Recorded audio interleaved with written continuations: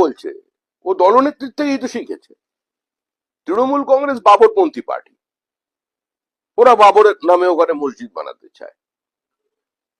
আর আমরা বলছি যে আদিনা মসজিদটা যে ওটা আসলে মন্দির, তার সামনে গণেশের মূর্তি আছে, ভিতরে জনিপীঠ আছে, লক্ষ্মীর পদচিহ্ন আঁকা আছে, স্বস্তিক আছে, মঙ্গল কলস আছে, এবং সবচেয়ে বড় কথা যে ব্রিটিশ ইন্ডিয়ায় মালদার কালেক্টর রেভেনশয়ের লেখা আছে 1857 থেকে সাল পর্যন্ত তিনি ওখানে ছিলেন, 55 থেকে, তিনি লিখে গেছেন ওর ভেতরে একটি মন্দির আছে।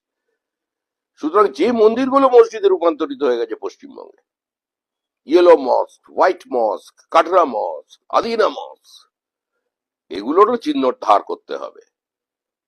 এর ওপরও পড়াশোনার প্রয়োজন আছে। আর্কিওলজিক্যাল সার্ভেকে এগিয়ে আসতে হবে, এর জন্য ভারত সরকারকে এগিয়ে আসতে হবে। আর যদি তারা না আসে, তাহলে হিন্দুরা ঐক্যবদ্ধভাবে এবার যাবে। কিন্তু হুমায়ুন কবিরের বিরুদ্ধে কি কোনো ব্যবস্থা নেওয়া উচিত বলে আপনার মনে করেন সরকারের তরফ থেকে? এই সরকারটার বিরুদ্ধে ব্যবস্থা নেওয়া উচিত। হুমায়ুন কবির কোনো বিচ্ছিন্ন ব্যক্তি নয়। ফিরহাদ হাকিম প্রকাশ্যে দাঁড়িয়ে দাওয়াতে ইসলামের কথা বলেছেন, বলেছেন যারা মুসলমান হয়ে জন্মাননি তারা দুর্ভাগা, তাই প্রত্যেক মুসলমানের উচিত একজন হিন্দুকে মুসলমান করে দেওয়া। তার বিরুদ্ধে কি ব্যবস্থা হয়েছে?